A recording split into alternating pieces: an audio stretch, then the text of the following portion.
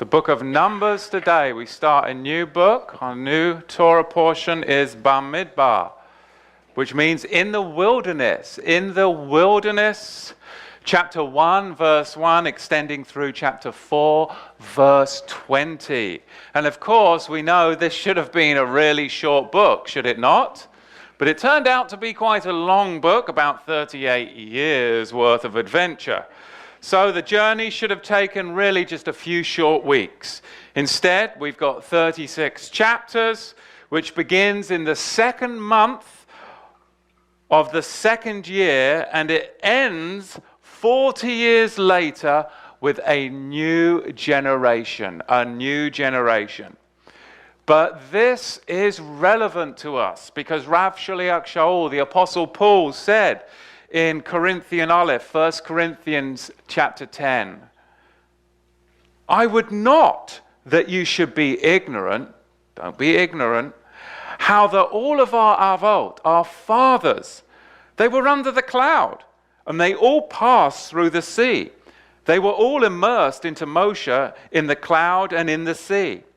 But with many of them, Yahweh was not well pleased, for they were overthrown in the Midbar, the wilderness. Now these things were our examples. Verse 11, now all these things happened to them for examples, and they are written as a warning, upon whom the end of the Olam Hazeh, this world, has come. So it is relevant. This book of Bamidbar in the wilderness is relevant, especially to the last generation, as a warning, as an admonition that we need to learn. We need to come out of Egypt, which we know is a picture of the world, come out of Babylon. But there's also going to be 42 camping spots for us. Just like there were the children of Israel. They moved from camp to camp, and there were 42 camping spots. We know in the apocalyptic future that there is going to be 42 months of what's called the Great Tribulation. So yes, this is a warning and an admonition for us, this generation, the last generation, not to make the mistakes that our forefathers made.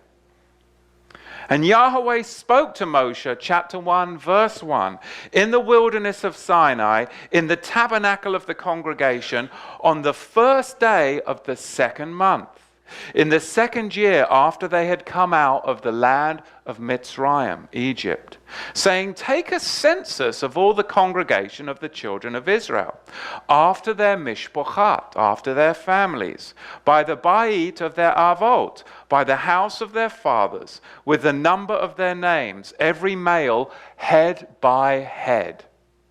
From 20 years old and upward, all that are able to go to war in Israel. You and Aaron shall number them by their divisions, and with you there shall be a man of every tribe, every one head of his house with his fathers, and these are the names of the men that shall stand with you. So this book is about us lifting up, if you look at the text, lifting up our heads and getting a full-on, now we know it's a full-on for us in this generation, covenant perspective concerning the world around us. We need to lift up our heads out of the servitude of the world and get a full-on covenant perspective of where we are in the world and why we're here as such a time as this, right?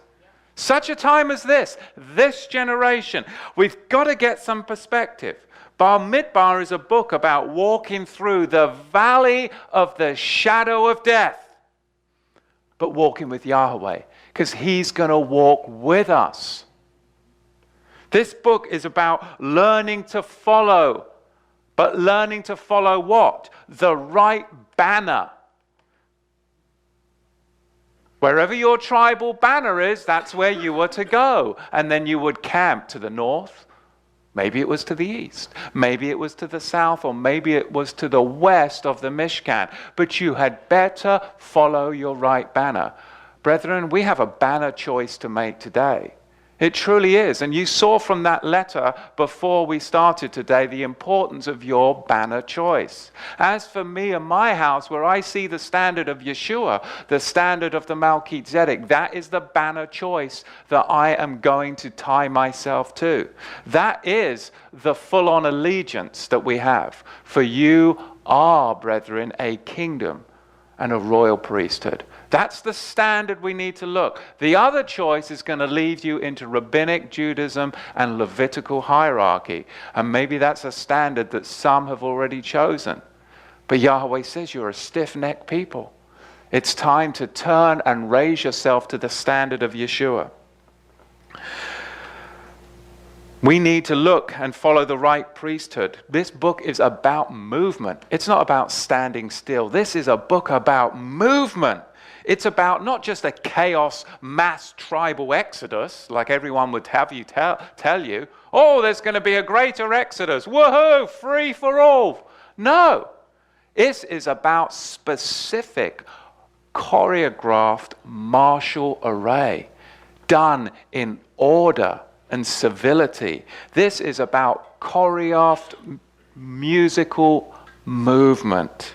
It's not about perpetuation of the status quo. I'm not here to do the status quo. Neither of you. You haven't come this far to regurgitate the status quo that is being regurgitated out there in the doctrines. It's not about theology. It's about perpetual movement orchestrated by Yahweh. Look at verse 18. And they assembled the entire congregation together on the first day of the second month, and they declared their ancestry after their mishpochah, their families, and by the house of their fathers, according to the number of the names, from 20 years old and upward, head by head. And Yahweh commanded Moshe, so he numbered them in the wilderness of Sinai. 38 and a half years of wanderings of the generations of the Exodus from Mount Sinai.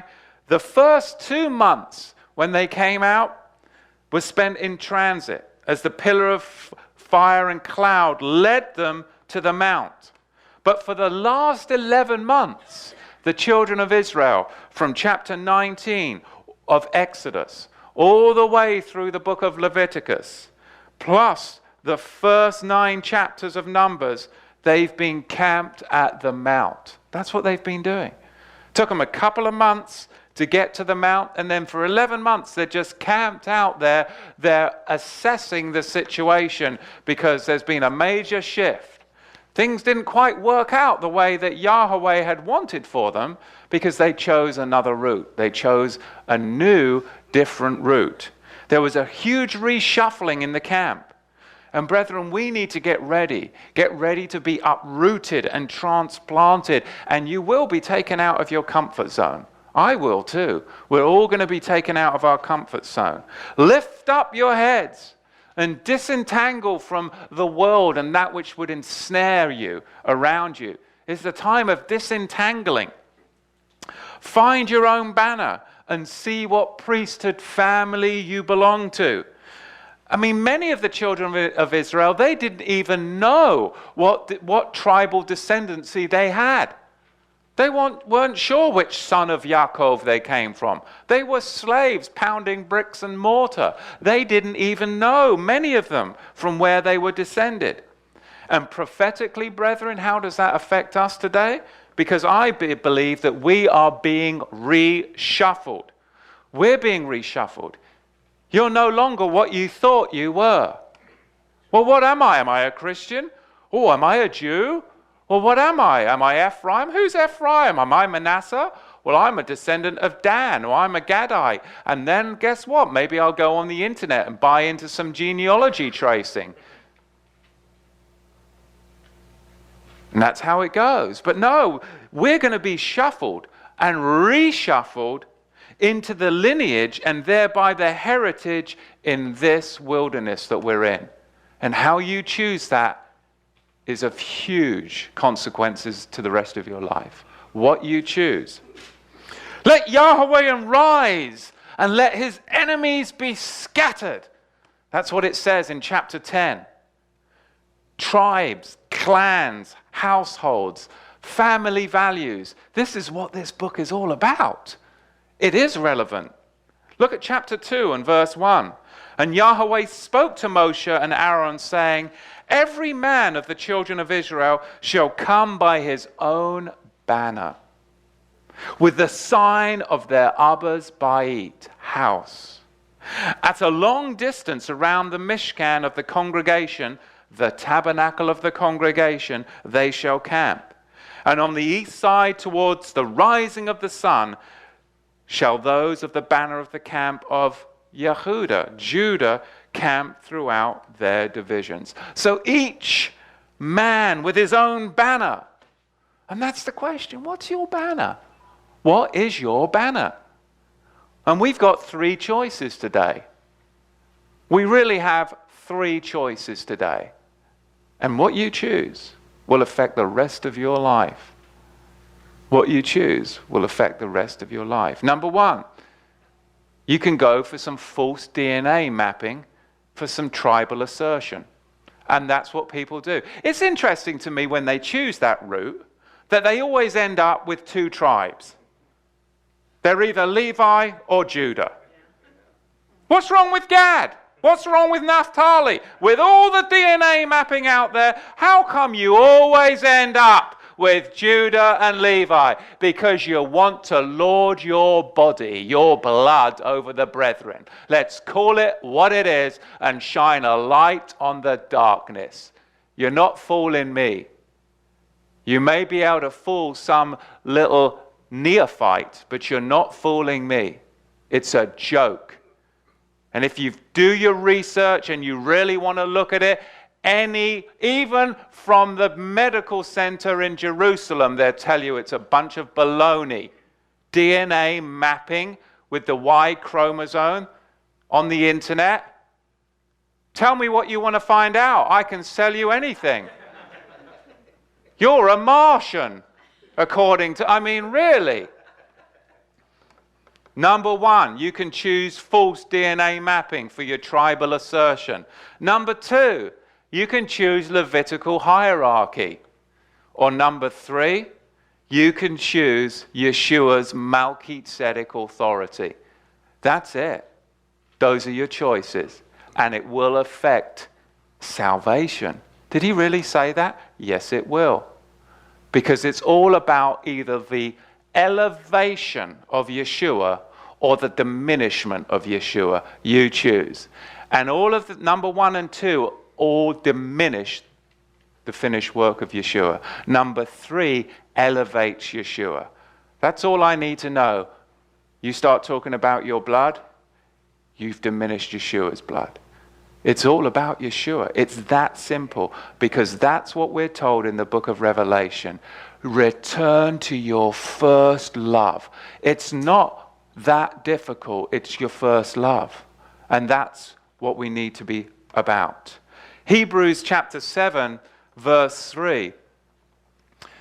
In fact, because people will say many different things. Remember, I said we can choose our banner. The first would be the false DNA mapping for tribal assertion. The second is the Levitical hierarchy. And the third, the best choice, the saving choice, is the Melchizedek authority of Yeshua. It says, go to the part of the camp around the banner of his father's household in our text today. That was the place of the camp specifically assigned by Yahweh to his ancestral or adopted tribe, and you start a new life. You see, you start a new life in the book of the covenant, Melchizedek authority. But it's interesting because many people, it says in Hebrews chapter 7:3, it talks about the genealogy of the Melchizedek. But many people get hung up on that. But what the writer of the book of Hebrews is communicating isn't that you should look into genealogy, because Rav Shaliach Shaul, the Apostle Paul, said, do not give heed to endless genealogies. And the writer of the book of Hebrews isn't contradicting that. What the writer of Hebrews is communicating in the 7th chapter and the 3rd verse is that Melchizedek is not listed in the Levitical genealogies. Melchizedek is not listed in the Levitical genealogies, be it Shem or otherwise. Neither does the Melchizedek line have a beginning of days or an end of days. Because why? Because it's heavenly. As Paul tells us in the allegory of Hagar and Sarah, the Melchizedek is heavenly from the Jerusalem above, and it never ends with a priestly Levitical life. The head of each household was to adopt and erect a standard around which its members could rally. And mine is a Melchizedek. And I'm not ashamed of that, even though there's tremendous warfare when you make that standard. But standards bring warfare. But when you would go to war, the raising of the standard would bring what? A declaration of allegiance, and anyone that was against that standard would war against you. Whether it was Attila the Hun, the Romans, or the tribes of Israel. So I can't expect, when I raise the standard of Yeshua's Melchizedek Book of the Covenant, not to expect arrows to come flying my way. And you won't have anything different. But that doesn't mean you cower in the face of it. You stand. And that's what Yahweh's asking us, to find a people that will nitzavim, be standing. Not willy-nilly, lukewarm, wishy-washy, but to stand. And where you stand is where you planted. People are losing their way. They are losing their way, and that breaks my heart. There's camping and marching and living around the tent of meeting were the 4 clans. The Levites, one clan of the Levites was assigned to each of the compass sides of the tent of meeting. The 4 different clans of the Levites each had a different compass point, and they were all assigned to the tent of meeting. And the question today is it going to be any different with us? Where is your compass pointing to? Where is your compass pointing to? Are you directionless, like it says in Yaakov, James, like a ship without a rudder?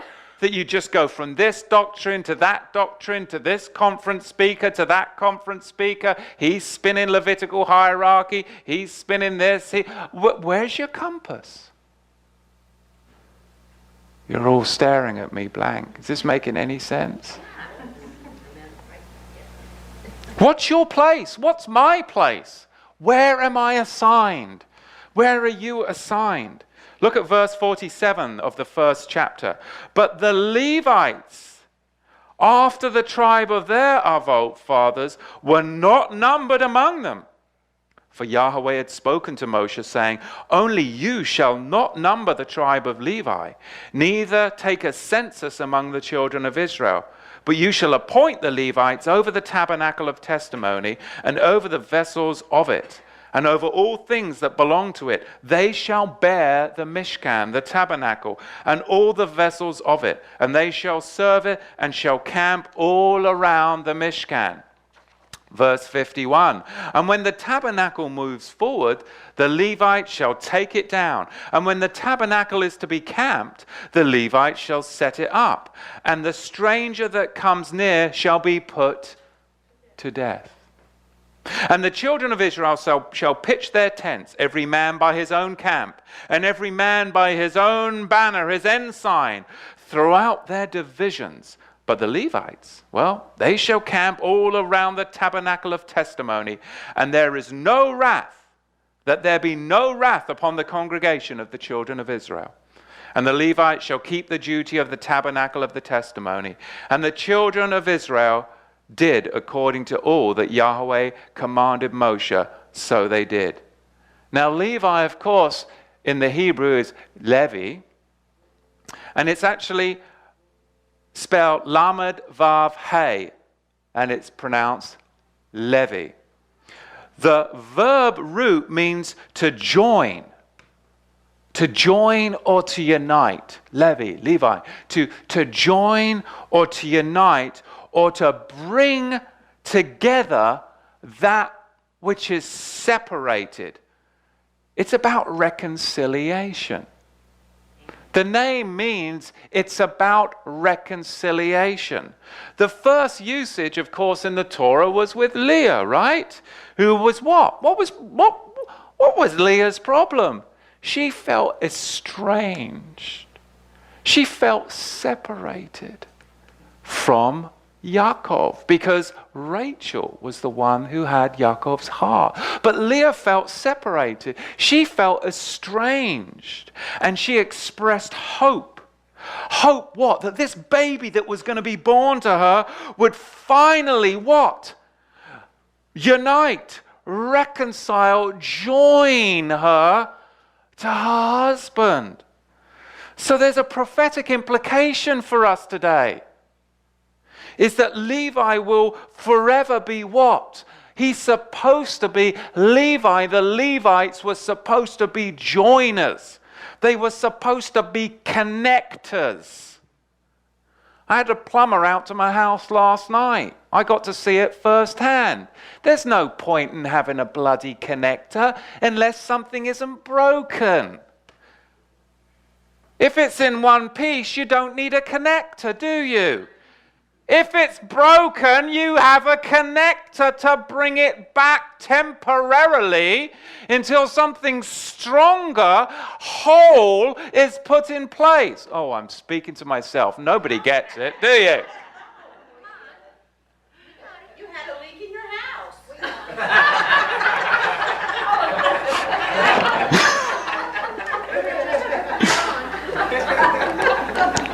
Levi prophetically is a joiner, a connector. When the Torah book of the covenant was broken, Levi connected estranged Israel back to Yahweh through an imposed, not an agreed to, through an imposed law. Does that make sense?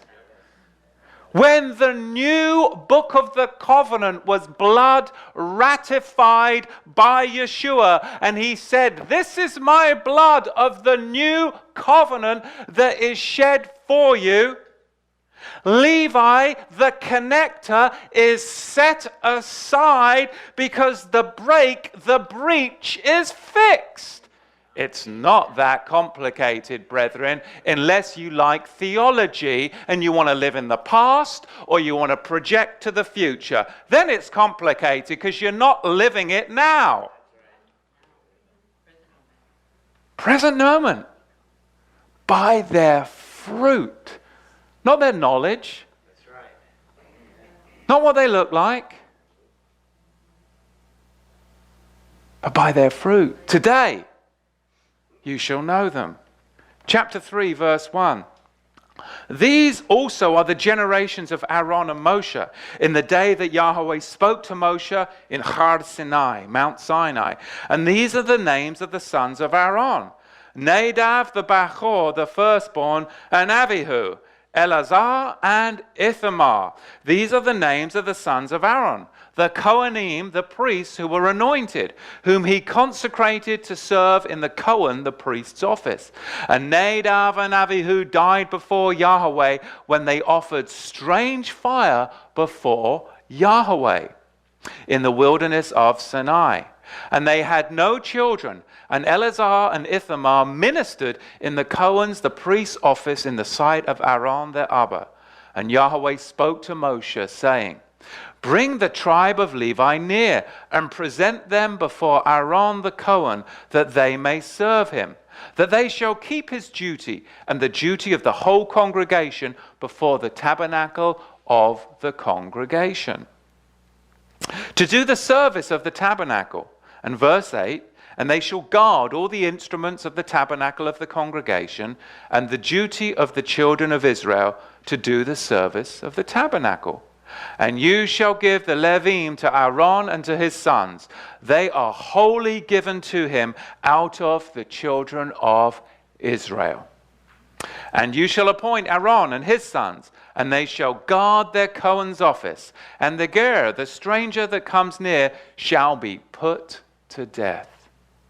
And Yahweh spoke to Moshe, saying, verse 12, see, I have taken the Levim from among the children of Israel, instead of all the Bachor, the firstborn, that Peter, that break forth from the womb among the children of Israel. Therefore the Levim shall be mine. And I shall Peter, those that open, those that break forth, open the womb.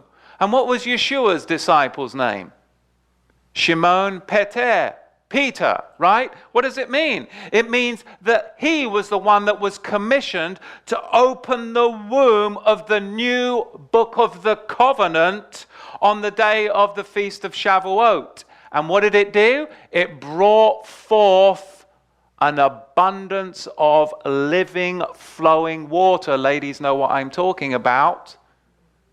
The water breaks, right? And in the Greek, we know that Peter is the rock. But in the Hebrew, it's Peter, means to open. Because he opened the way for new covenant Israel to come back in full restoration and be connected to Yahweh through the new book of the covenant ratification. It's amazing, amazing stuff. Wow. Look at Genesis, Bereshit, chapter 34 now, and verse 25. Some history for us.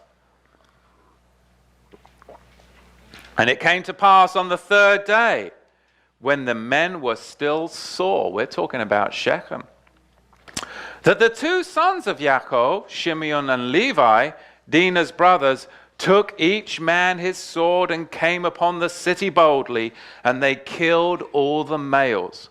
And they killed Hamor and Shechem his son with the edge of the sword. And they took Dinah out of Shechem's Bait house and went out.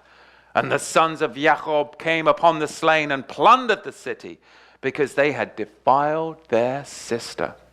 They took their sheep, they took the oxen, they took the donkeys, and that which was in the city, that which was in the field also. And all of their wealth, and all of their little ones, and their wives they took captive, and they plundered even all that was in the Bait, the house. And Yaakov said to Simeon and to Levi, you have troubled me, to make me to stink among the inhabitants of the land. I'm warning you. I am warning you, and you can either heed it or not. And I'll go out and I literally will say it right now. Levi has joined his closest sibling. Prophetically, I'm warning you. Levi has joined his closest sibling, Shimeon. And what you have today with the Levitical hierarchy that is being taught in the Hebrew roots movement is a conspiracy. Yes, you have a conspiracy. It is to defraud you and then to massacre you. To massacre you, just like they did back then, and to lead you to destruction. And the fruit of it, brethren, the fruit of that conspiracy is prevalent with people going through the revolving door and denying Yeshua. There is nothing new under the sun. That is why I'm teaching this message. Because I've seen the fruit of people dragging on about the temple and everything Levitical and all the DNA of pretending that they're Jews and Leviticals when really they're Pentecostals. And come on, I remember when.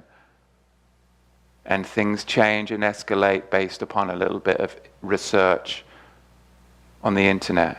It's a conspiracy. And there's nothing new under the sun. And I'll send out another prophetic warning to you. That Levi and what I call dual covenant Torah, I use it in your vernacular, dual covenant Torah is what you have inherited from Judaism. And that is what the Hebrew roots tells you that you should be doing. It's called dual covenant Torah, that you should be doing both the book of the covenant and the book of the law, that they're all one and the same. Well, that is the status quo that has been repeated for thousands of years. And it just ain't so, because it's rabbinic. And Christians repeat it too, and they've thrown the baby out with the bathwater, and you should be lawless. And your only option is to be full on dual covenant Torah.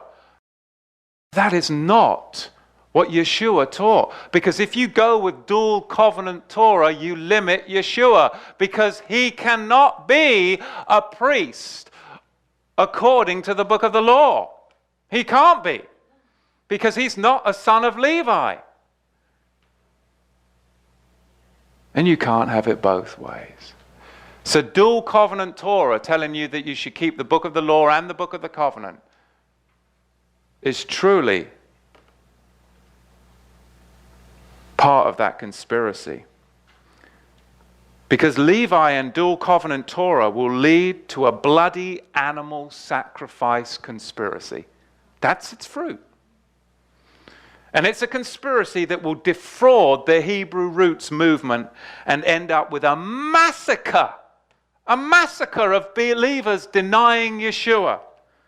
Yahweh warns us in Genesis 49 not to be united with their assembly. He warns us right there about Levi and Levitical hierarchy prophetically. Do not be united with their assembly. Levites have no tribal inheritance. Levitical hierarchy has no tribal inheritance for you. And Yahweh is all about giving us an inheritance. That's the Father's heart, is that he wants to give you an inheritance. And any father in here, your heart for your children is what? To squander their inheritance? No.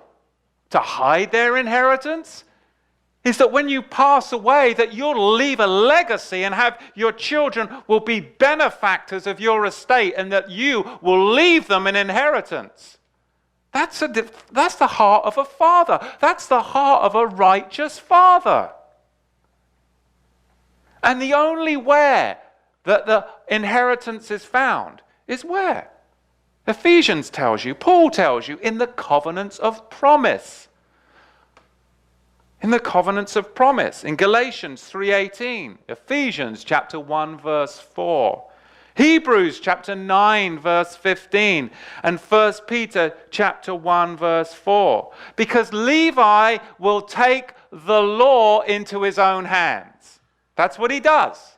And that's what he's doing today. He's taking what Yahweh has given you, and they're putting it in their own hands. And then these teachers are rising up and saying, I'm a son of Aaron. Well, I remember when you were a Pentecostal Christian. Then I remember when you were Sephardic. And then I remember when you were... Come on. What are we doing? What are we doing? Are we without a rudder? Let's read our Bibles. Let's read about the tribes and see how they prophetically land in our day. There's consequences. Levi will always take the law into his own hands. Always. And I've been the recipient of people who are rabbinic, who are into the Levitical hierarchy, and they kick against what I believe. And they're angry. And they fiercely defend the status quo. I mean, why defend the status quo? Firstly, it's just dull and boring. I mean, really? We got born again and saved so we could defend the status quo? I mean, didn't he bring us here to bring us into something better? And you want to defend rabbinic status quo? I mean, that's just dull to me, firstly. Get a personality. And secondly, I'm sorry, I'll just call it for what it is. And you can agree or not. That's fine. But he's given us so much more to defend the status quo. I mean, what are we holding on to? There's so much. The scriptures is the greatest adventure. But you've got to risk everything and step out of the status quo to experience it. And that takes courage. And that takes not trying to build your own kingdom. You see? Because building your own kingdom, it can be fast if you protect the status quo. That's why they're doing it. Yahweh has more for us. But like I said, I've been the recipient of people who are rabbinic or a part of that Levitical hierarchy, and they kick against what I believe, and they're angry, and they fiercely defend the status quo. And their wrath, it's just plain cruel. It's just plain cruel, the things that are said on the internet. And why? How do we know this? Look what it says in the scripture. Cursed be their anger, for it was fierce, and their wrath, for it was cruel. I shouldn't expect anything different. Neither should you. That's just the way it is. Levi, they were a tribe without an inheritance in Israel. They were disowned from the land and the promises and the covenant that Yahweh oathed to Abraham.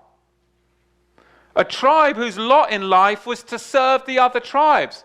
I mean, when I go to Sukkot, you know what the worst thing about Sukkot is for me? I can't stand packing up all the stuff and erecting a tent and unpacking it and doing all that. I can't stand it. Once I'm set and I got all of my stuff just where I like, I'm happy. Now, if my lot in life was continually to pack up stuff and unpack it while everybody else is getting their camp all nice and comfy, I don't think that's exactly what I would want. That was Levi's lot in life. Hey, we're moving, pack up the stuff. Hey, we've arrived, get unpacking. Yeah, do it. No. I mean, really, look at it. I mean, you can dress it up and put a bow on it, but really, you try it. Here's an animal. Gut it, kill it, skin it, bleed it out. I'll take it home and have it for dinner. I mean, really, it's a peace offering, a shalom offering, but you do all the work. And then clean up afterwards, and there isn't any disinfectant. And we don't have any soap. We've got some salt. Salty, salty salt. A tribe whose lot in life was to serve the other tribes and even the household of Aaron. A tribe whose service was the most menial kind. Carrying this, cleaning that, doing whatever else Aaron and his sons directed. That was the lot of Levi. The truth is that they were instructed to teach the words of Torah, but they were never to know the magnificence of living it out. And people can come to me and say, oh, you've just got a problem with Levi. No, I don't. My son's named Levi, for crying out loud. I just read the scripture. Levi is a phenomenal tribe, just like all of the other tribes. But I'm not going to elevate anything above Yeshua. Amen. My son's named Levi. If I had a problem with Levi, I picked a silly name, didn't I? But that's what people do. I mean, Melchizedek's a little bit more complex. I mean, he might have some trouble when he goes to school. We don't care, though.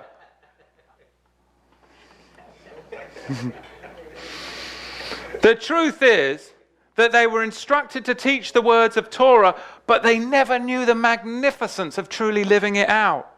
The truth is that they were near the very glory of Yahweh, but they were never able to enter into it. You see this out there. I mean, if you have the eyes and the ears, you know what I'm talking about. They never really enter into it. The truth is they lived their lives in the midst of the born again or the redeemed community, but they were never fully fledged a part of it. They never were. The truth is that they were employed. Oh yeah, they sung the songs, they played the music of Yahweh, but they did so only as professional singers. They were professional singers and musicians, so they were really unable to enjoy and comprehend and fully appreciate what it meant to be on full-on worship, because it was their job. Numbers chapter 3, verse 31. And their duty shall be the ark and the shulchan, the table, and the menorah, and the altars and the vessels of the kadosh place with which they serve, and the covering and all its service. And Eleazar, the son of Aaron the Cohen, shall be a leader over the leaders of the Levites, and has the oversight over those that keep the duty of the kadosh place. And now we go to 2 Samuel. Shemuel Bet, chapter 6. And look how this all ties in with how the ark is treated. Again, 2 Samuel chapter 6. Again, David gathered together all the chosen men of Israel, 30,000.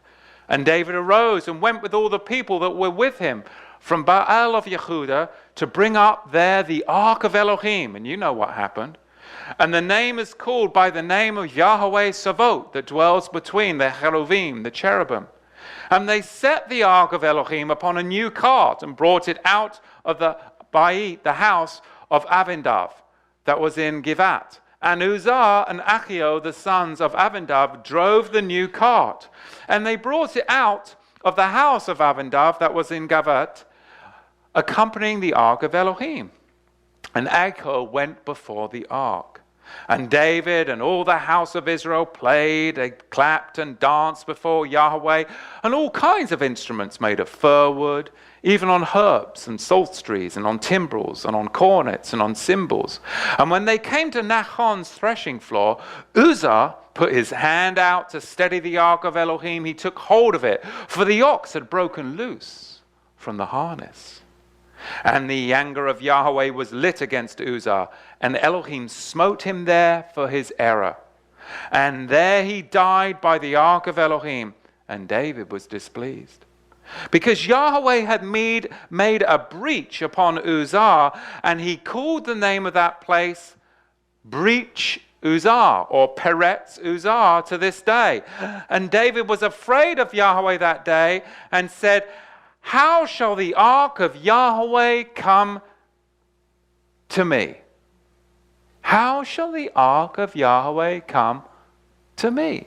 And I'll send out a final warning in case nobody's paying attention. King David and Uzzah, son of Avindab, tried moving the covenant, did they not? Without any regard to Yahweh's divine instructions. They tried to move the covenant without Yahweh's divine instructions. They were mistaken and they were deceived. If you try and move Yahweh's covenant, and it is the new covenant that is cut by the blood of his son, if you try and move the new covenant without regard to Yeshua's instructions, you will be mistaken and you will be deceived. You try and move the new covenant into some Levitical book of the law, and you start telling everybody that they need to keep the commandments from Exodus 24:12 all the way to the end of Deuteronomy, and you're saying that that's the right division of Torah, that's the wrong division of Torah. You're to rightly divide the word of Torah, and you're supposed to keep everything from Genesis 1:1 to Exodus 24:10, and then there's dovetailing of covenant language in the rest of the book of the law, but you can't come around and say that that Levitical ordinance is a commandment for me, because I'm a Melchizedek. It's called the blood ratification of covenant. That was agreed to, not that was imposed. That's the book of Hebrews and the book of Galatians. You see, you can't move covenant without divine wrath coming on you if it is not divinely orchestrated. And Yeshua's last words were, he cut a new covenant. Given as Torah, on the basis of better promises. Oh, it's not lawlessness, but it is the right division of Torah that you can live today, which includes the dietary commandments, the Shabbat, the 7 feasts of Yahweh. They're all in the book of the covenant. But to start hanging what was imposed upon people is going to lead you to the revolving door of Levitical rabbinic hierarchy. Because there is no temple, and the only ones in charge of the book of the law are the rabbis that don't believe Yeshua, and there is no 613 commandments. That is a myth and a rabbinic lie that everybody's been drinking the Kool-Aid. I had somebody speak to me this week because they tried to give somebody a teaching, and the person put on the DVD, why should I listen to that guy? He hasn't got a beard. Well, send him a teaching of my beard 5 years ago when it was tickling my belly button. I mean, really? Is that what it's come to? That is what it's come to. Wow. Because I can testify where I am today with a straight razor to where I was 5 years ago with a beard tickling my tummy. By their fruit you shall know them. And there's nothing wrong with a beard tickling your tummy. But don't try and tell me that it's a commandment in Yeshua or even in the whole of Torah. You see? But I'll tell you what, there's a lot of religious spirit attached to it. And it's hierarchy.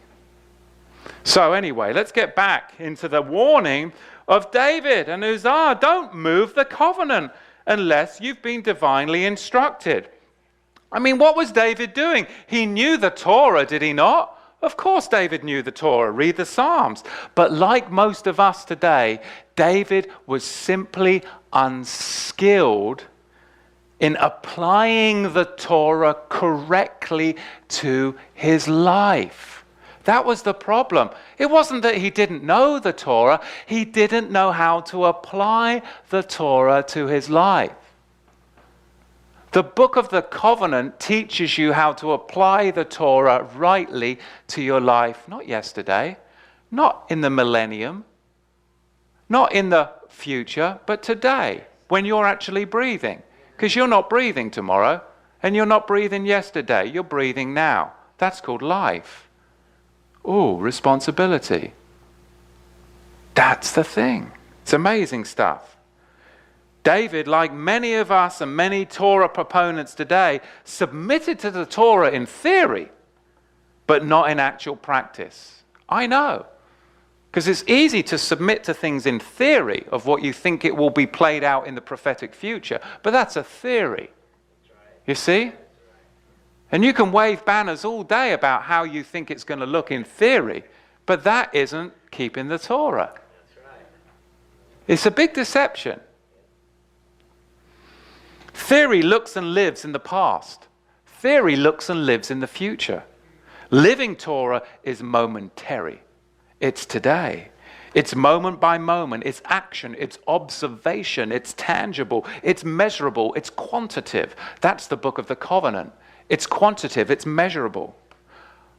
Can I keep Sukkot perfectly today? I'm not perfect. But Yeshua has cut the covenant that, yes, you can keep Sukkot exactly how it was meant to be kept in the book of the covenant, because you're not dependent upon a rabbinic Levitical hierarchy in the book of the law that was imposed to you. You can actually keep it the way it was supposed to be kept before the breach. It's all right there. That is life. You're not playing camping anymore. You're really doing it. You really can do it because it's today. Today, if you hear his voice, the writer of the Hebrews says, today if you hear his voice. Not tomorrow if Levi sets up a temple and Rabbi Hersham up there with his kosher whatever says it's all right for you, come up. As long as you leave Yeshua behind. Wow. Let's look at these sons of Aaron, Eleazar and Ithamar. Of course, Adab and Nabihu was smoked. And we see now Eleazar. What does that mean? In the Hebrew, it says Eleazar, and that means Elohim is my help. It speaks of absolute humility. That's a change. And it gives all honor. Eleazar was to give all honor and glory to Yahweh, claiming no right, no power, or no authority of oneself. Is that what happened with the Levitical priesthood? Not at all. It was all about usurping the other tribes, was it not? That was what the Hasmonean dynasty was all about. The fruits of that was Caiaphas. And Yeshua saw that. Ithamar, it means oasis. It speaks of the function of someone Yahweh places in our midst to teach us or to lead us. Ithamar wasn't to be a ruler, but an oasis. What is an oasis? It's a source of living water. Palms grow by an oasis, right? And what do palms produce? When it says the land flowing of milk and honey, what do we think of? We think of some pasteurized milk and a little bear, a honey bear. No, it's goat milk, and the honey was the honey from the date palm. That's the land flowing of milk and honey. You drink the pasteurized milk, the Kool-Aid, and the little cooked bear honey. We'll drink the date palm and the goat milk, because what you see is an oasis, is a source of living water, a source of food. It's a source of rest. It's a source of restoration. That's what Ithamar was supposed to provide. So the Levitical priesthood was supposed to claim no rule or power of itself over Yahweh's people, but they were supposed to serve Yahweh and provide a sweet nourishment and living water to the people. Is that the fruit of what you're seeing today? Not at all. Not at all. So in the millennium, when you see just the Eliezer line, it's because the living water and sweet nourishment, rest of Ithamar is not needed. Why is it not needed? If Ithamar speaks of a living water, sweet nourishment, why is the Ithamar line not needed in the millennium? Yeshua is the living water. Yeshua is the bread from heaven, the manna that provides you. The manna was sweet. There's no need for the Ithamar line, because Yeshua is the embodiment of every living water molecule for you, and the sweetness that comes from eating of him, partaking of him. So in the millennium, when you see just the Eliezer line, it's because the living water and sweet nourishment rest is not needed by the bypassed Ithamite line because of Yeshua. The only reason the Eliezer Zadokite line serves is because it's humbly in submission, like its name says, humbly in submission to what? The greater Melchizedek, seeking no glory, honor, and power or authority in itself, because all of that is to go to the ascended Yeshua. Because it's all about spiritual authority. No wonder nobody wants to talk about the Book of the Covenant, because it's about spiritual authority. And everybody wants to be an independent Hebrew contractor. They do. That's the fruit of it. Melchizedek is the greater priesthood. But many people will say, well, Matthew, you can't teach that. What about Matthew 5:17? Not one jot or tittle will be bypassed from the law. You're dividing the law. Well, yes, I am dividing. The Torah is to be rightly divided. 2 Timothy says that. But you know what? Torah trumps everything, does it not? And what does it say in Torah in Genesis 49 verse 10? Because Genesis 49 verse 10, in fact, demands its fulfillment. The scepter shall not depart from Judah, nor a lawgiver from between his feet until Shiloh comes.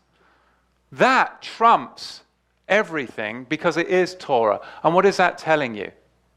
That something is going to be in Torah until something changes and it's going to be different. You mean that Torah specifies that something can be changed without adding or taking away from Torah? Apparently. Until demonstrates impending change in Torah. Because change is in Torah. Remember what I said about David? David's problem wasn't that he didn't read the Torah. He didn't know how to implement the Torah.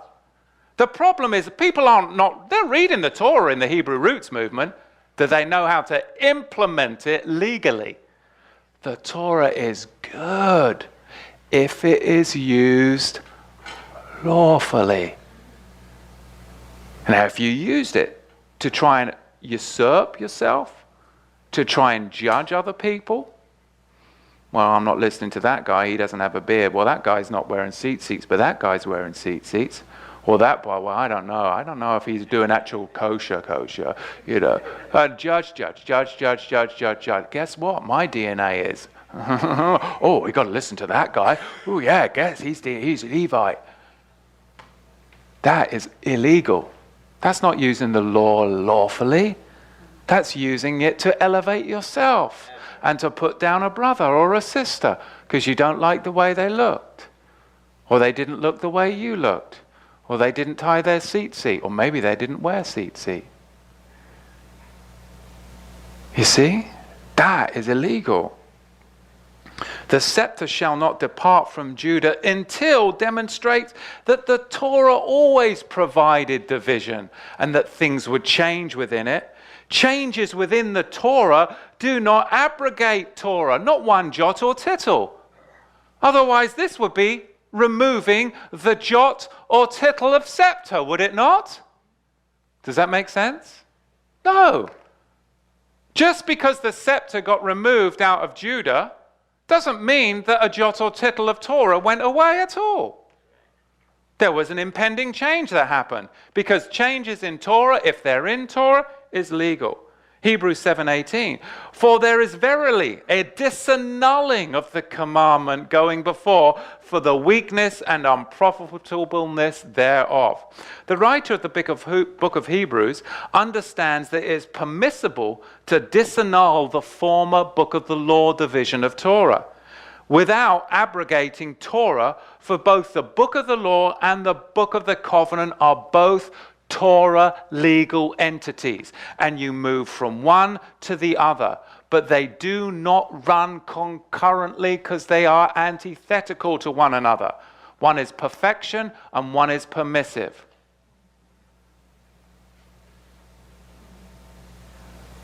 Galatians 3:19, wherefore then serveth the book of the law? Book of the law, of course, is mentioned by its name, the one place in the New Testament, in the book of Galatians. So to try and talk about Galatians and not talk about the book of the law, you're being rabbinic. Because Galatians isn't talking about the oral law. It doesn't say that anywhere in the book of Galatians.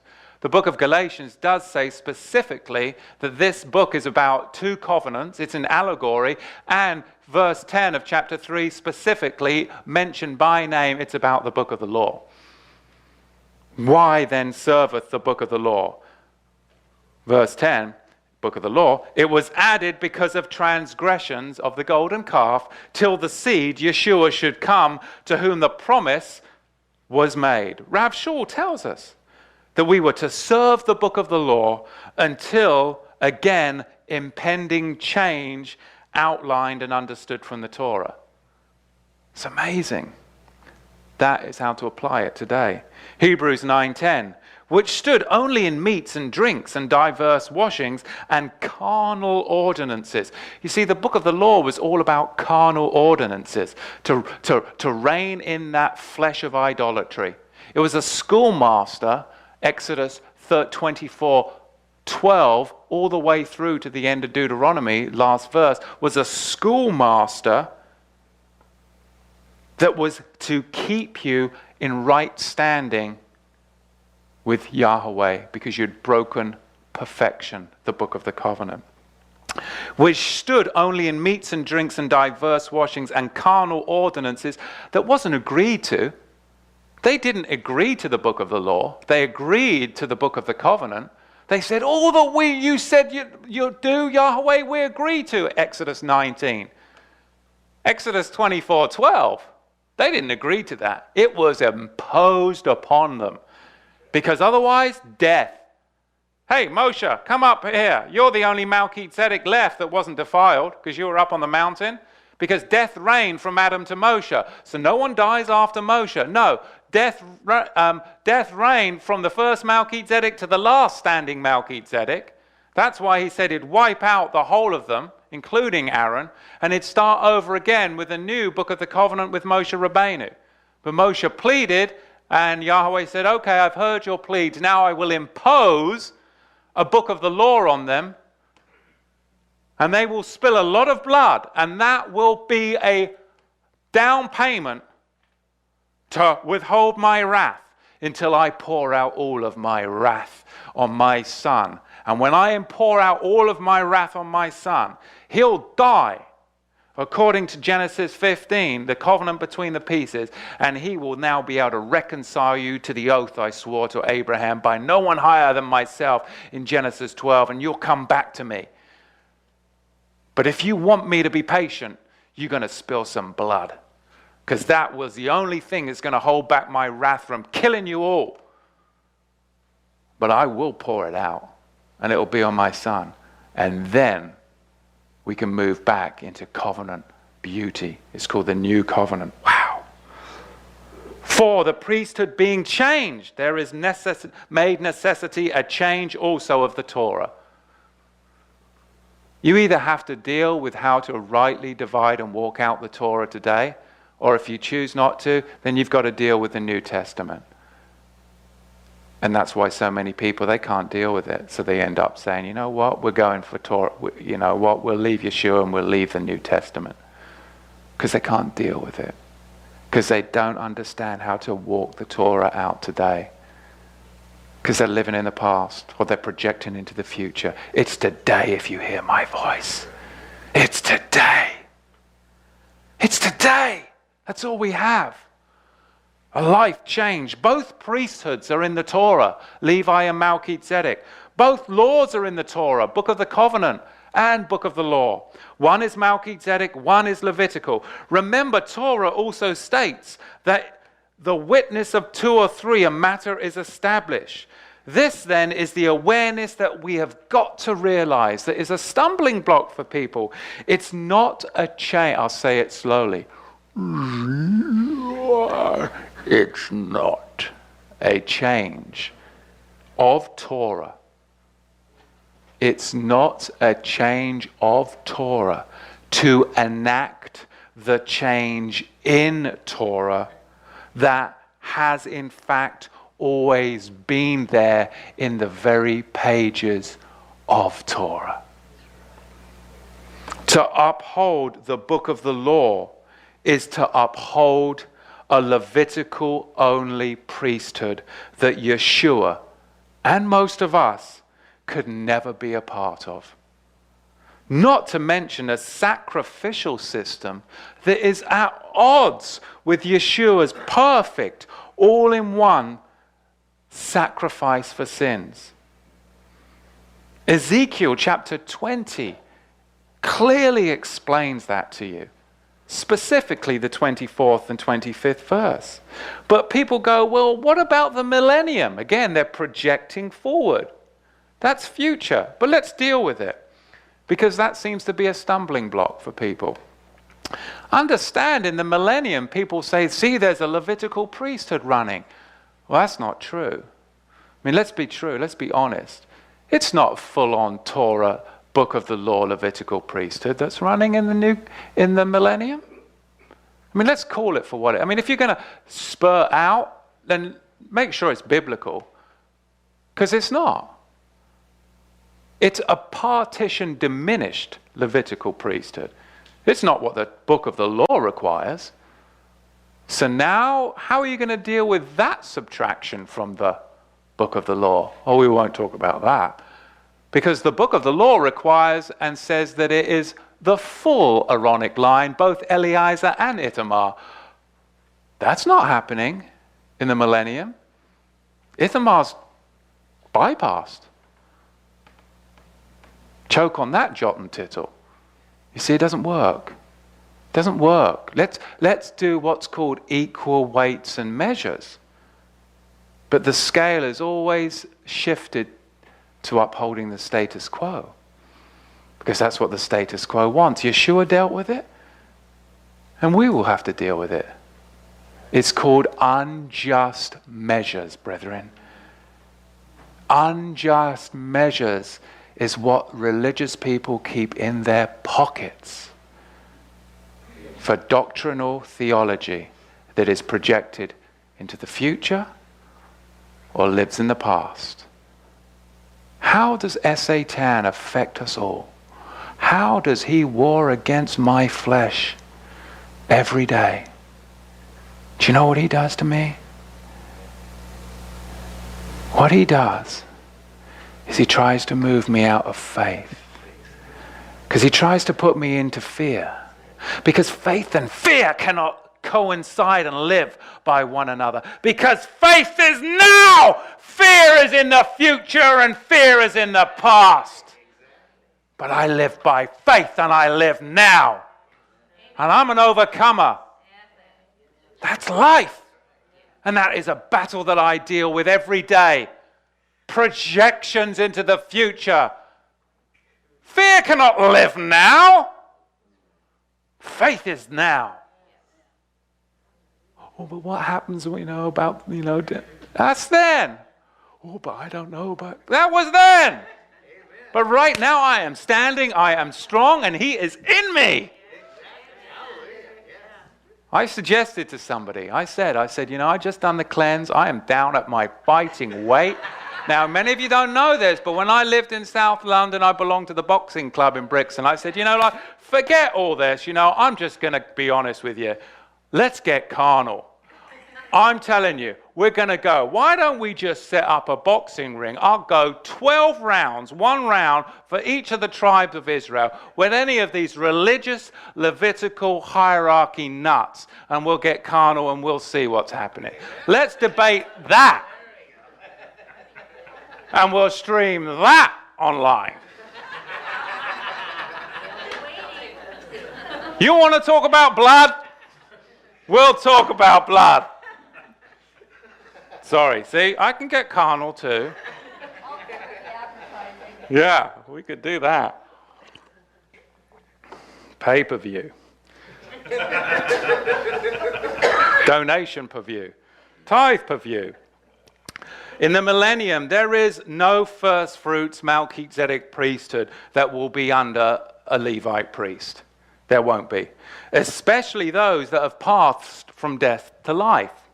The millennial reign deals with a physical, mortal beings, hence a physical, mortal Levite priesthood that will have to be resurrected and largely reformed. It's recommissioned by Yeshua. It's not according to the book of the law, certainly not. For us, including the Jews, no longer have a Levi-only priesthood, right? It's all rabbinic today. It's all rabbinic. It's all Talmudic. All rabbinic, and it's all Talmudic. And many people will quote Isaiah chapter 2 verse 3. The Torah goes out from Jerusalem. How can that happen? If you're saying that we're in the book of the covenant, it says the Torah will go out from Jerusalem. The book of the covenant is Torah. It's the rightly divided word of Torah, brethren. There's no conflict here. The bigger question to ask is, who's your daddy? Who's your high priest? That's the question that I want to ask. How you answer that will depend upon your law division. You can't have it both ways, you see. Yeshua as your high priest. You can't have Yeshua as your high priest and uphold a book of the law, Levitical priesthood. Because the book of the law doesn't allow Yeshua to be your high priest. Divide that Torah. Now what are you going to do with that jot and tittle? Now we've made the scales easy and equal. Well, you don't want to mention that. You see how religious spirits work? It's called a straw man. What they do is they pop up these straw man arguments. But you can just flick them down, because that's not even the argument. The greater argument is equal weights and measures. Now we're on an evil playing field because we got rid of your straw man. You see? It's called, we don't need more knowledge. We need more discernment. I say that each and every week, and I am speaking from myself. Because when I was so knowledgeable, I became prideful and locked up and controlling. And now it's like I let it go because it's the Spirit It's the Spirit in me that takes anything that Yahweh has given me to understand and you to understand and make sense of it.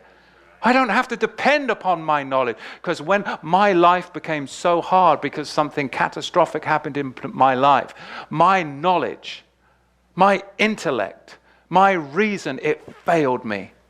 It failed me. And the only thing that sustained me was faith. Was faith. And I did a 180 all the way back to my first love. And now, the power that is in me and you is the Holy Spirit. That's the power. It's a release from bondage and captivity, truly. Oh, it's amazing. Praise Yahweh. You see, you can't have it both ways. Yeshua is your high priest, but uphold the book of the law, Levitical priesthood. That's adding to the Torah. Yeshua is book of the covenant with Zadokite gatekeepers of reconciliation. That's temporal conditional reprieves. There's no atonements going on in the millennium. You see, people, again, not understanding the text. It's that dual covenant theology. When the book of the law was in effect, the book of the covenant was what? It was broken, wasn't it? It was not running. You had one covenant that was broken, and then the book of the law was in effect and running. Now that the new covenant is blood ratified, the book of the law cannot be in effect. Otherwise, you've got dual covenant theology. Paul states this throughout Galatians, and then the writer of the book of Hebrews restates it for clarification. In the millennium, you have the book of the covenant being the only ratified covenant in effect. But what you do have is a tandem running, yet limited Levitical priesthood. Because you can have tandem priesthoods running, because the lesser priesthood is always under the greater priesthood, which is the Melchizedek book of the covenant. So you can have a tandem administration of priesthood, but it's not a book of the law, Levitical priesthood.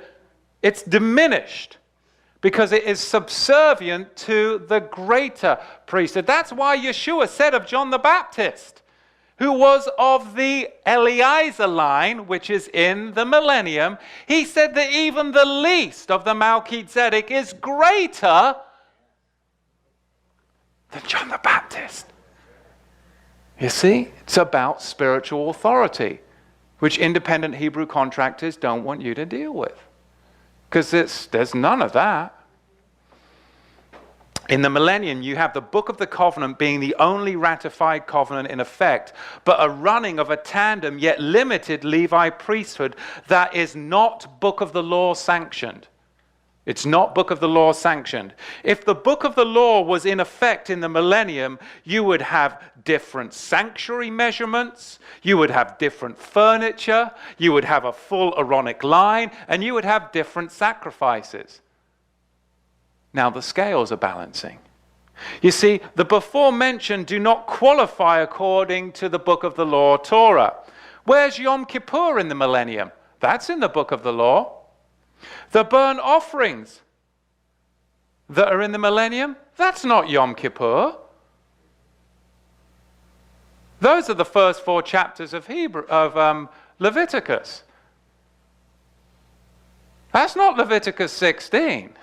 Burnt offerings. That's not Yom Kippur. The prophet Ezekiel sees all priests in the millennium continually dressed. This is important.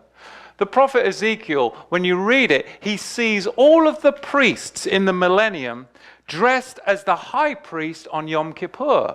Well, that's very interesting, because the high priest would wear all 8 garments throughout the year, but only the 4 purely linen garments would be worn on Yom Kippur. This demonstrates to us in the millennium a perpetual state of fulfillment of Yom Kippur as provided by the death of Yeshua. You see, the priests in the millennium are dressed in a perpetual state of Yom Kippur, because it has been fulfilled perfectly when Yeshua said, "Do not touch me. I have not yet ascended to my Father." Because for you to enter into the covenant, you can't just shed the blood and splash it on the ground. You have to put that blood and you have to put it on the mercy seat in the heavenlies, and then the covenant is ratified. And then he comes back down and he says, "Now, Thomas, you can stick your hand in my side." You see, because you have to, people say, "Well, hang on a minute, you're projecting out." Well, hang on a minute, is Yahweh bound by time? I mean, he says the heavens and the earth is my what? He gets his leg rest on the earth. And you're telling him that he's limited? Yahweh is beyond time. Time is of human invention. That's right. But Yeshua had to be the Passover lamb, because you're never going to get to Yom Kippur if you're in chains. The only way you're ever getting to Yom Kippur is because you got delivered out of slavery. That's Passover, my friend. You've got to be the Passover lamb so you can be delivered out of slavery, so that you can even come to the mountain and receive the commandments and get to Yom Kippur. So Yeshua was the Passover lamb to deliver you from slavery and captivity of death. But then he was enabled, because you are free, to take that blood and put it on the Yom Kippur altar to ratify the new covenant. This is amazing. So the prophet Ezekiel sees all priests continually dressed as the high priest on Yom Kippur, because the high priest would wear all 8 garments throughout the year, but only the 4 purely linen garments while performing the Yom Kippur sacrifice. This demonstrates a perpetual state of fulfillment of Yom Kippur. And the sacrifices that are going on in the millennium are called sacrifices of reconciliation. The word memorial, people say, well, see, there are memorials going on in the millennium. Well, it doesn't say that. Well, they're sacrifices of memorial. No, they're sacrifices of reconciliation, because memorial doesn't even appear in the book of Ezekiel. Doesn't even appear in the book of Ezekiel. But the word remembrance does. But the word remembrance doesn't even appear in the last 9 chapters, which describe the temple. So they're not sacrifices of memorial. They're not sacrifices of remembrance. Again, religion is coming from Judaism. But they are sacrifices of reconciliation. Ezekiel 45 verse 17. Don't believe my words. And it shall be the prince, that's Yeshua, part to give burnt offerings and meat offerings and drink offerings in the feasts and in the new moons and in the Sabbaths and in the solemnities of the house of Israel.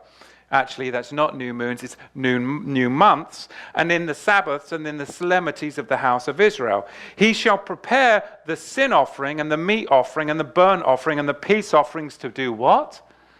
To make reconciliation for the house of Israel. Here, it's made very plain that these sacrifices are to be performed to make reconciliation. They're not performed as memorials or remembrances. What's not understood by the Hebrew roots community is that there are 2 levels of Kepporah. Kepporah is the Hebrew word not for atonement, but for covering. And that's a temporal, conditional reprieve.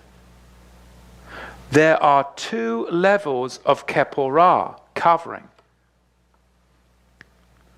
And there is a higher atoning Kepporah, covering of salvation. You see, the Yom Kippur sacrifice that Yeshua fulfilled on Passover, and then there's the lower Kepporah coverings of reconciliation, which will not be fulfilled until after his millennial reign. Some forms of Kepporah covering absolutely require a blood sacrifice, where others don't. For instance, the giving of the shekel in our Parsha and the half shekel. Numbers 3, verse 47. Thou shalt even take 5 shekels apiece by the pole. After the shekel of the sanctuary shalt thou take them. The shekel is 20 gerahs. So what you have in the millennial is you have the 2 levels of covering. You have a lower covering of reconciliation, and then the higher atoning covering of Yeshua, because he is administrating. Does that make sense? It's a lot to think about. Let's look at these offerings that are spoken of in the millennium. First of all, we've got what's called the olah. That's the burnt offering. You see, people say, see, look, there's an atonement offering. No, this is the olah. That means to ascend. You see, it was a voluntary sacrifice. It was voluntary. It was distinct from an obligatory sacrifice, because it was for a worshipper to draw close and to have fellowship.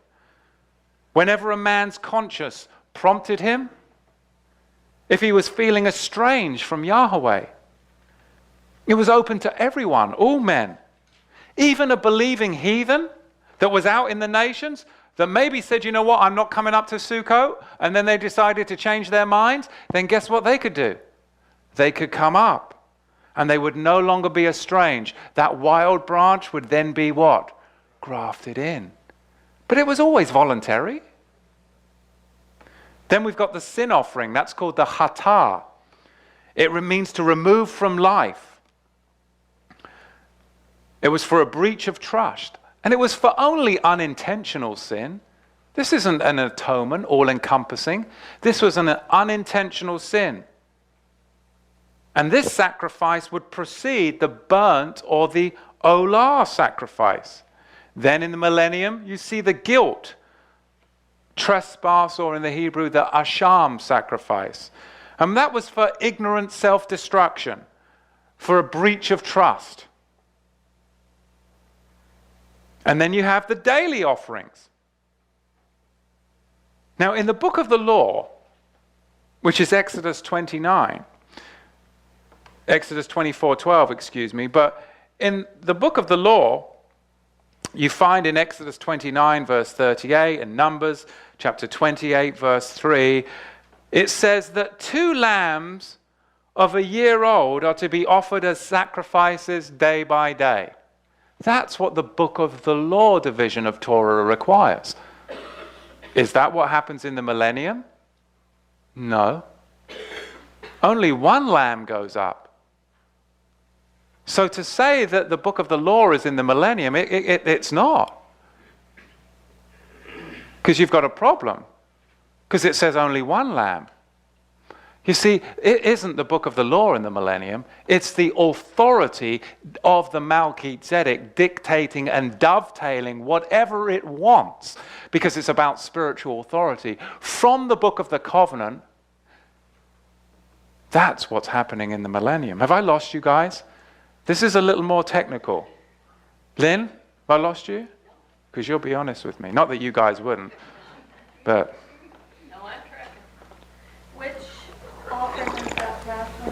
That was the asham. The daily offerings. The daily offerings, you'd have 2 lambs according to the book of the law. In the millennium, it's not book of the law because you only get 1 lamb. Unless you want to deal with, well, hang on a minute, what happened to that jot and tittle? It was a right division of Torah. It's the book of the covenant. That allows for that. During the year, only unintentional sin was covered in the book of the law. Only unintentional sin was covered in the book of the law during the year. By faith, they look back to the blood ratification of the Melchizedek book of the covenant. And by faith, they look forward to the promised intercession and temporal conditional reprieve. It was a covering, not an atonement, of the high priest of Yam Kippur. And that's all they had. That's all they had. There's no mention of the red heifer in Ezekiel's temple. That's from the book of the law. Why? Because Yeshua in the book of the covenant is the perfect fulfillment of it, and there's no need for it. Both priesthoods, Levi and Melchizedek, are in Torah, but the lesser will always serve the greater in a non-book of the law limited fashion. The lesser will always serve the greater in a non-book of the law limited fashion. The lesser will always serve the greater in a non-book of the law limited fashion. Don't confuse tandem administration of priesthood with tandem covenant. It just ain't so. Both the book of the law and the book of the covenant cannot be covenant ratified in tandem. They cannot. You cannot add to ratified covenant. You can only break it. Even if a man's covenant is a man's covenant, yet still, if it is confirmed, no man sets it aside or adds to it. It can only be broken. These are lower coverings of reconciliation, which will not be fulfilled until after Yeshua's millennial reign. Wow! I mean, there's many more things. I'll give you 10 more, 10 just in case, 10 more temple changes from the book of the law to prove to you that it's not the book of the law in the millennium that is running. Because there's 10 more temple changes, proving again that we can't be under the book of the law division of Torah. Number one, the dividing wall of partition. It's going to be missing. Why? Because believers are united in one body, Ephesians chapter 2, verse 14, in the covenants of promise. Can you say, oh my goodness. Number two, where's the bronze basin that the book of the law requires? It's missing because we are washed by the regeneration of the word of Yahweh, Titus 3:5, through faith in the Melchizedek. Man, this is a good microphone, John. Oh, hallelujah. Hallelujah. The court of the women will be missing. Why? Why, sisters? Why, sisters, is the court of the women missing? Because there is neither male nor female, Greek or slave, for you are all one in the Melchizedek covenant. You go into the Levitical covenant, women, you ain't got jack. Unless it's a Talmudic rabbi called Jack, and then that's all you've got. And he will try and jack you of your faith. Jack. We'll put him in the ring. Number four, the golden menorah will be missing. Why? Because Yeshua is the light of the nations and the light of the world. And he will take his place in the temple. Isaiah 9, chapter 9, verse 2. Ezekiel 43 and John, the book of John tells us that. Number five, the book of the law says that you have to have the bread of presence. That's not in the millennium even. Why? Because Yeshua himself will feed the people and be their shepherd. Ezekiel tells us that in the 34th chapter. John tells us that in the 6th chapter. Number six, the book of the law requires a golden altar of incense. That's missing in the millennium. There's no book of the law in function in the millennium, noodle.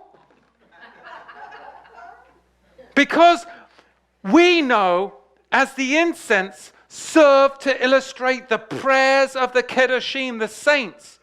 And we are the sweet perfume when those prayers go up into the nostril of Yahweh. It's unnecessary because Yeshua himself will be present in Jerusalem and available to hear the petitions of you. And you can go and petition, right? And he takes your prayers. Zechariah tells us about that. The 18-inch thick inner veil, the seventh thing that is not in the millennium, according to the book of the law.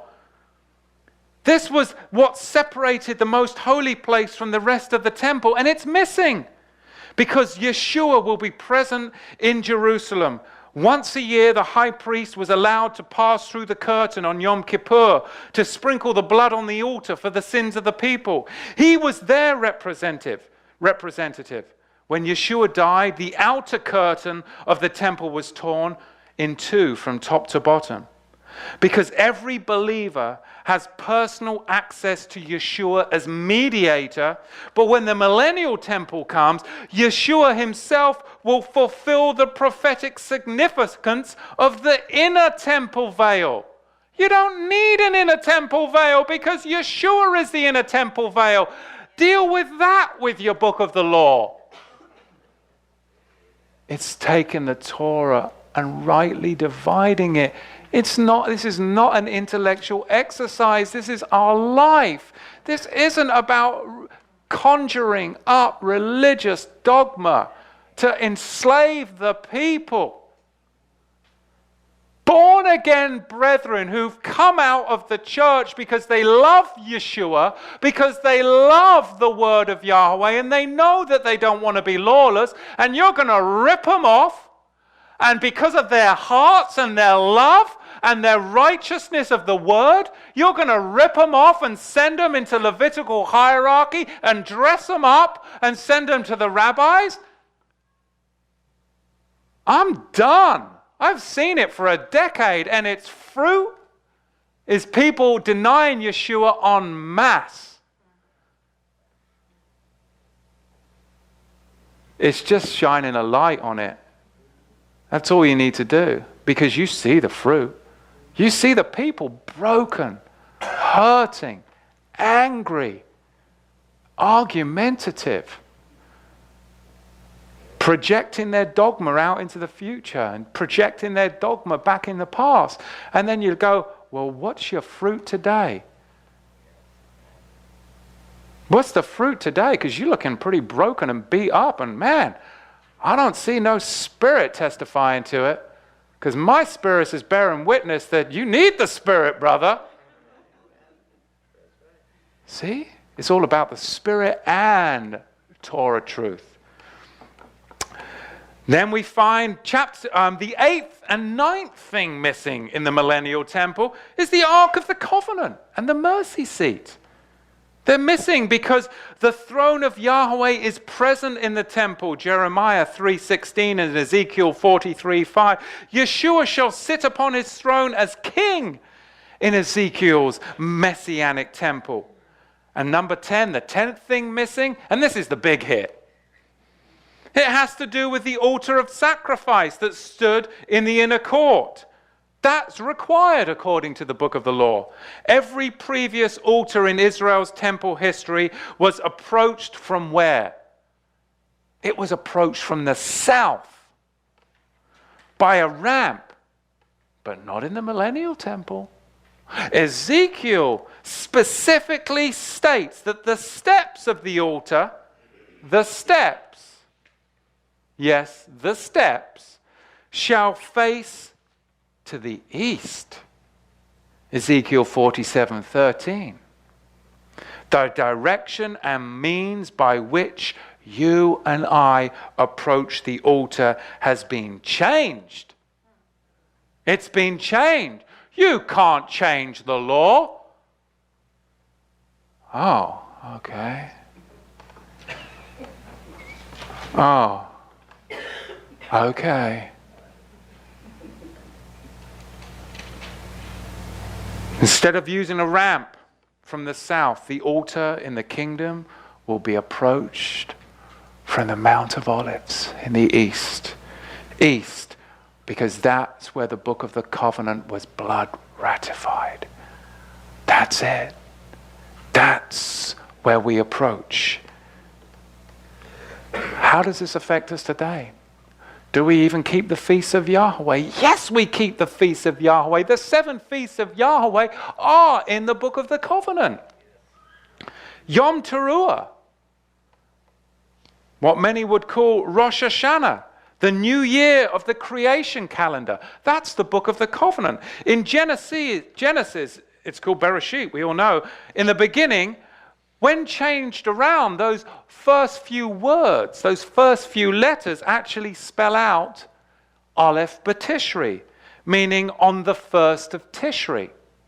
You see, the very first words of Scripture, when you look at the letters contained within those first words of Scripture, they spell out Aleph B'Tishri.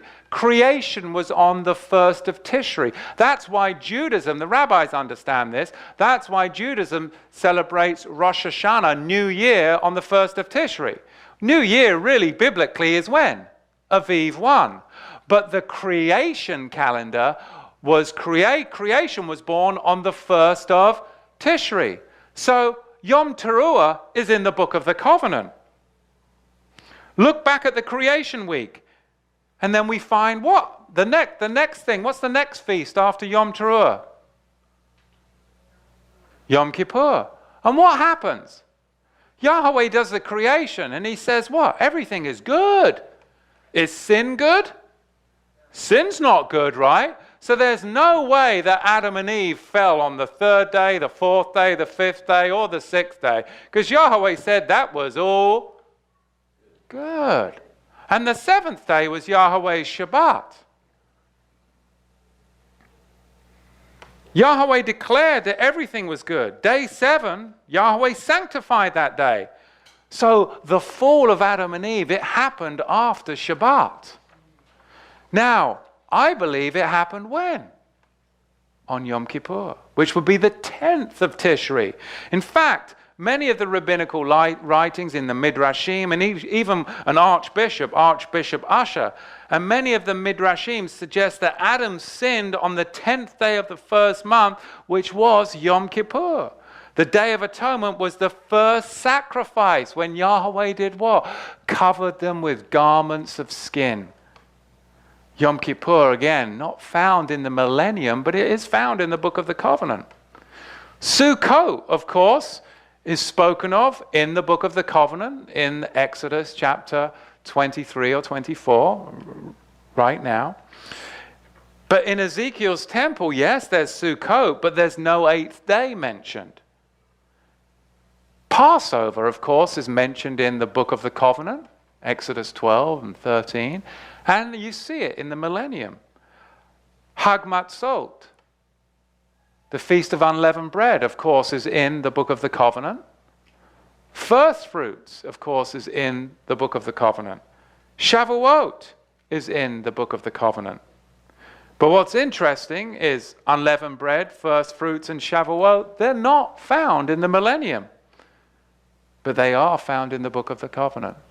So this idea that the Book of the Law is in effect in the Millennium, it just doesn't hold scriptural inspection. But what does hold is that the authority of the Jerusalem above, Yeshua, the Melchizedek, Book of the Covenant, has been blood ratified and is for us today. It's the rightly dividing point, 2 Timothy, of the Word, that you can live. Because now and in this generation, the book of Numbers is alive. It's about raising your banner, raising that standard. And when you raise that standard, you realize that there will be a war. And your war is not against flesh and blood.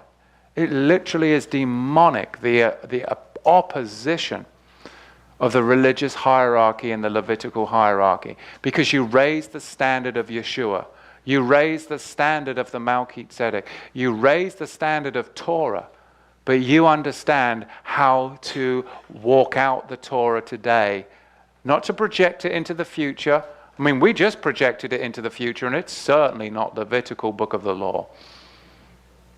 But we live it today. That's the very wilderness way. It's about living it today. Because if you don't, then you'll be deceived. Look at Simeon, look at Levi, look at the tribal traits. And it's going to be no different today with the Levitical hierarchy. And I, brethren, like I say, I love Yahweh. And I am blessed to be grafted into Israel.